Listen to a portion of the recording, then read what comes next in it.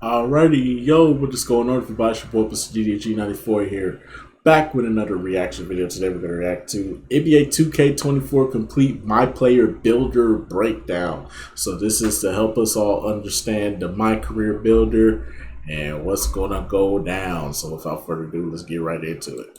Listen, before y'all skip ahead to the builder, just listen to me for a second. Let me explain what's going on. We're going over a full builder breakdown, but I'm not going into any specific build types in this video. This is just to help you understand the builder so that you kind of know what you're getting yourself into on day one. Otherwise, you're going to be in that builder for 12 hours and you're still going to mess your build up. So that's the goal of this video.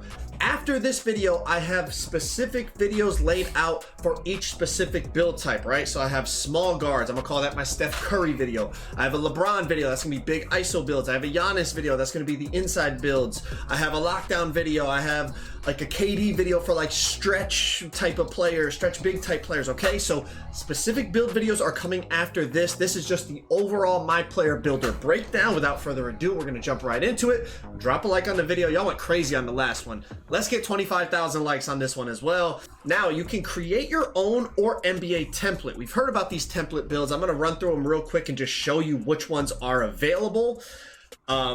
Available right off the rip, right? You can choose from these builds to start, and the cool thing about these builds is even at a 60 overall, if I just choose, let's say, Luka Doncic build, I have all of Luka Doncic's signature styles, even at a 60 overall. So you don't have to buy those animations.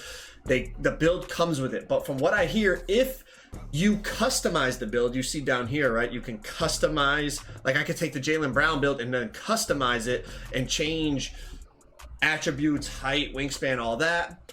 Then I believe you lose the SIGs. Okay, you have to create whatever the preset build is in here. You have to create that to keep those SIGs. Now, Okay. the one thing I'm mad at myself, right? I didn't see what they would call these builds, right? So if I chose the Jimmy Butler build and I hit finish, I don't know what they'll call it. I don't know if you're gonna be walking around the park and your build name is gonna be Jimmy Butler, or if it's gonna call it like whatever, a two-way inside out playmaker or something like that. More than likely, it's going to be whatever Jimmy Butler is called. So if you choose Jimmy Butler, it's probably going to be two-way. It's going to be two-way shot creator. Two-way shot creator. That's what it's going to be called. It's going to be called a two-way shot creator. I think that's what it pretty much be called, a two-way shot creator. So whatever Jimmy's title is, that's what your title is going to be. I'm pretty sure it's not going to say Jimmy Butler build. Come on now. You know, I don't know. I forgot to do that, so I folded on that aspect. That's my fault, y'all. But we'll know soon enough. In terms of these builds, they look, you know, basically they're watered down versions of what you'll get from them in play now, right? Obviously, you know, if you choose, let's say, the Karl Anthony Towns build, you're not getting what he is in play now. Like, you're not getting Anthony Davis. You're not getting Nikola Jokic's actual roster stats, right? They tried to make it more like what you would be able to create in the builder so that it's balanced. But a lot of these builds have like some flaws, obviously, you know, really low defense or really low other categories as well. But overall, it's a really cool concept. Like I said, you can go in and customize the build completely. You can basically take, like how I took DeAndre Ayton right here, you can take what he has and then tweak it. You can change height. You basically use this as like a base, like as a base builder, and then you can tweak it, which is pretty cool. Like, honestly, if we're being honest, like that's a nice feature. And especially for people that don't want to spend forever in the builder, they just want a certain type of build, you can use those NBA player presets, okay? And one last thing I want to mention about these NBA template builds is I have a strong feeling, just like the replica builds, they will be adding more in as the year goes on. You guys know when the replicas first came out, there was only like, I don't know what there was, like whatever, let's say 15 or 20 or 25. But see, I want to know if they going to put historical builds in the game. I want to do a Shaq type build. I don't want to do I really don't want to do like a current player build, because none of the current players outside of Giannis and probably Kawhi and Steph Curry, I probably really don't want to build on them. I want to build on a historic player. I want to make a Allen Iverson build. I want to make a Kobe build. I want to make a Shaq build. I want to make a Tim Duncan build. I want to make a Tracy McGrady build. You know what I'm saying? Michael Jordan build. Scottie Pippen build. I would love to make a Scottie Pippen build or Tim Hardaway build. You know what I'm saying? That's why the template right now ain't nobody finna use this shit unless you gonna make a 6'7" Steph Curry. But from what he's saying, you basically gonna have to be Steph Curry height. So they nerfed it to where you can't cheese the system. I thought I was gonna be able to cheese the system and make a 6'8" Steph Curry, but nah. Apparently, nah. If you choose Steph Curry, you have to be 6'3". Define, and then they added more in, which is a good thing. I'm not saying it's a bad thing. It's a good thing. All of the NBA preset build templates, but I have a strong feeling they're going to add in other players. You know, they're going to who knows who they're going to add in, but they're going to add in more players, I'm guessing, and maybe even some classic players. And I think that's going to be a really cool feature for us to discover as the year goes on. You know, we see who they added in. You know, that's also bringing their animations like we talked about. So that's going to be dope. Hopefully they do that. It's not confirmed. I'm just going off on a hunch I have in the back of my head, and I figured I'd share it with you guys. But if you're anything like me, you want to create your own build. So let's really get into the nitty gritty and see how it goes down, all right? So obviously you can put your name and all that stuff is the same. Now, let's talk about physicals. In terms of height, weight, wingspan, similar as in the past, right? You put your height lower, you gain speed, you gain three-pointer, you gain ball handle, you put your height up, you lose that stuff, you gain dunking, and etc. So, similar with weight, right? You put your weight up, you gain strength, you lose speed, and vice versa. All that stuff in terms of height and weight is very similar. Now, wingspan does have similar effects, but in my opinion, they're more drastic, right? With wingspan in the past, I feel like, you know, you could go max wingspan and you barely know, like, yeah, you'll lose some attributes and gain some attributes, but not like how it is here, all right? With wingspan, let's think about it. On a 6'8" point guard last year, on a 7'6" wingspan, you would have an 84 three-pointer. This year, 6'8" point guard, 7'6" wingspan, you have a 78 three-pointer. Now, this doesn't even take into account that badge levels have changed, and we're going to talk about badge levels and requirements and all that stuff in a little bit. And if you watched my video what was it, 2 days ago now, I went over all the badge requirements there as well. We're going to touch on them briefly, but this is this wingspan thing you guys are going to see as we play this out. Even by dropping it down to minimum wingspan, right? I don't know if you caught that right there. At 6'8" wingspan on a 6'8" player, that's minimum wingspan. The max three-pointer you could get is 88. Last year, 6'8" wingspan, I want to say it was in the mid-90s. So there definitely have been changes in terms of how physicals affect your attributes. So they nerfed it. I don't want you to think it's exactly the same, because it's not. But the correlation is similar. All right, now wingspan's effect on ball handle. This is always a question every year. Last year, you could go 6'10" is where it started to affect your ball handle rating. Wingspan started to affect your ball handle rating at 6'10". This year, as you're about to see, 6'10", your ball handle rating is 76. It does not change, but at 6'11", as I go up, it goes, you know, I mean, it goes down. As I go down, it goes up. So at 6'11", that's where wingspan starts to affect your ball handle this year. 6'10" and below. So I'm gonna have to do a lot of tweaking if I want to rebuild my Giannis build that I've recently created this year. So if I want to redo my Giannis build, I gotta do a lot of tweaking, bro. Oh boy, I'm not mad at it though, cause it's like they trying to nerf the game. They trying to make it more balanced. I understand. Like I said, I'm not buying this game until they lower the price during the holidays. So if you want some 2K24 content, you gotta wait till damn near November, December. So yeah, wait till around that time. I'll have the game by then, because the game be like $20 by then. And I'll buy it then. I'm not buying this game full price. You got me fucked up. Good to go. Any wingspan you want will not affect your ball handle rating. Now the builder layout and format. Let's touch on this real quick, all right? So once you go in, you're gonna see you got your attributes on the left, your badges on the right.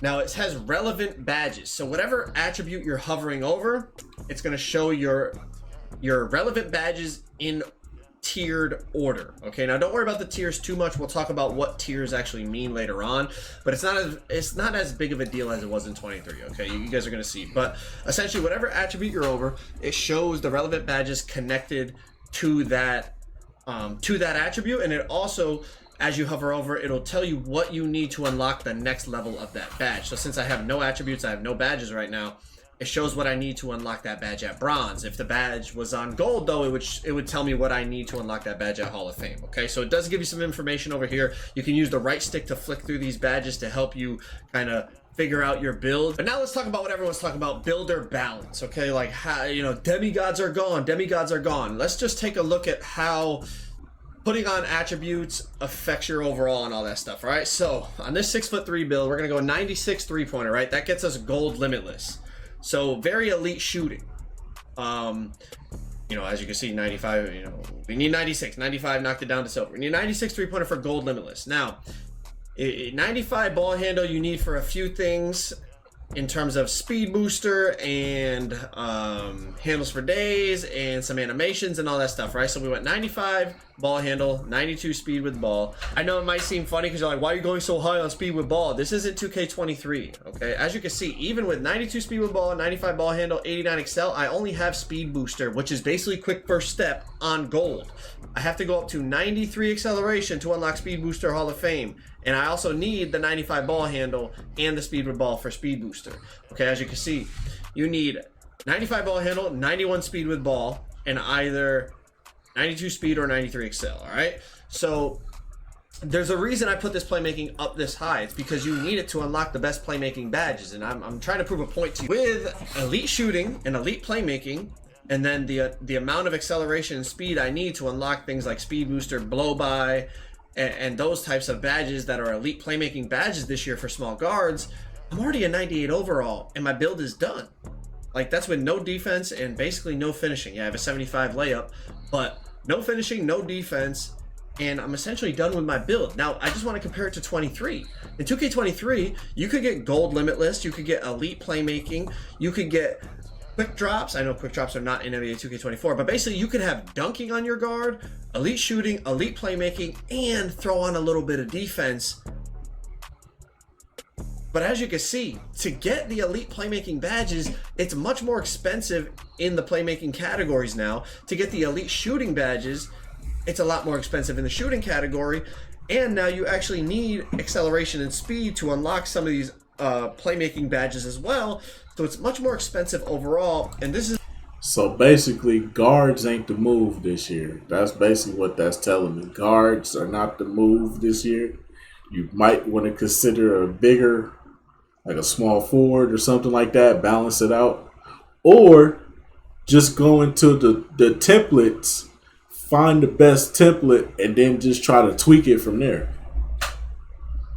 This is how I feel like they're going to try to maintain balance in the builder. Will we eventually find some way to kind of break the builder? Who knows? You know somebody going to. The initial, few hours I had in it, it's much more expensive to get anything to become elite. So when people said like pie charts are back, it's not pie charts. It is a freeform builder, but it's much more restrictive for multiple reasons. One, badges are much more expensive. If we're going to talk about badges more, I don't want to get sidetracked here, but badges are much more expensive. You have to invest a lot more attributes. To get quick first step Hall of Fame last year, all you needed was 89 ball handle. Now you need 3 different attributes in the 90s just to get speed booster Hall of Fame. Okay, so my point is, to be elite at something, it seems like from what I gathered at Community Day for the few hours I was in the builder, you really have to sacrifice other categories. To be elite in all 4 categories, I do not think it's possible. All right. Which is a good thing, because now all you niggas that call yourselves dribble guys and ISO guys and all that shit, good luck, because you ain't going to be good at nothing else. If all you can do is just left, right, and shoot, but you can't play defense, oh, it's sad. It's sad out here. It's sad out here for y'all. It's sad out here for y'all. Good luck this year, y'all. I'm happy, shit. Finally. They finally nerfed y'all niggas, man. They finally nerfed y'all niggas. They might have actually nerfed y'all niggas for the first time. They might have actually nerfed the dribble gods. And I'm loving every minute of it. For multiple reasons that we touched on, because of badge levels, because of how many different, you need 2-3 attributes to unlock certain badges. All those things taken into consideration. The fact that now physical attributes are connected to playmaking badges, to finishing badges, to, you know what I mean? In the past, like I said, it was just ball handle rating, you get quick first step. Now, no, you need ball handle, speed with ball, and either acceleration or speed. So it's like you have to put up physicals, otherwise you won't have these playmaking badges. The way it all intertwines is a lot more in depth, and I feel like that is a reason why it's going to have a better chance to maintain balance and eliminate demigods. A cool thing they added in for all you builder freaks out there like me is, in the past, right, if I was working on this PG right here, this 6'4", 203, 6'9", and I was like, you know what, I want to try this build, I want to see what I could do at a different height or a different weight or a different wingspan. If I went and changed anything over here, it would reset all my attributes, right? So then you have to try to remember them and put them back in and say, okay, is 6'3" better, is 6'4" better, is 6'5" better, is max weight better, is minimum weight, is max wingspan better? You have to try to remember it because it doesn't save the attributes. Now you're gonna see I can come down here and I can tweak the wingspan, I can tweak the weight. It doesn't take my attributes off of the build, right? I'm gonna go back in, I'm gonna hit continue, and you're gonna see everything that I had on that attribute spread from before is still there. So it's a lot easier to compare certain builds at different physical settings. Now, what I will say is, let's say I had my maxed out ball handle here for my 6'4" PG, and then I backed out and I went up to 6'8". I don't want you to think like you're gonna be able to get the max ball handle of a 6'4" on a 6'8". It's just gonna keep it, whatever the max ball handle is for a 6'8", it'll keep it maxed out, but it'll just take off all the additional attributes. So let's say for a 6'4", for example, you could have a 93 ball handle, and then you go to 6'8" and you can only have an 85. It'll keep it at 85, and then those extra attributes it'll just remove. But as you can see, it'll keep everything the same. Over here, since we went to max weight, we went up to 230, we gained a little bit on our strength without even having to do anything, just because the base strength was a little bit higher because you put the weight up. But essentially my point is, it makes it a lot easier to compare builds, because I could say, all right, let's say I'm working on a 6'7" lockdown, and I'm like, you know what, let me see what it looks like at 6'6". I back out, I change it to 6'6", I go back in, all my attributes are still there. But it may be, if I had, let's say, 85 speed on my 6'7" lock, now it's like, oh, I could go up to an 88 or whatever the threshold is for a 6'6". So it's a lot easier to compare and contrast builds because they added this feature in. Next, let's touch on attribute connections. This is obviously another way to maintain builder balance, and essentially it's just like in the past, right? You put up your steal, your perimeter defense goes up, your excel, your speed. It's not like I can go 99 steal with 25 perimeter like certain 2Ks in the past. No, now, just like in 23, they're connected. I didn't notice anything drastically different. Maybe it's connected a little bit, connected a little bit more, a little bit less, or exactly the same. I'm not sure. But nothing drastically different from 23 attribute connections to 24 attribute connections. Essentially, it works the same way.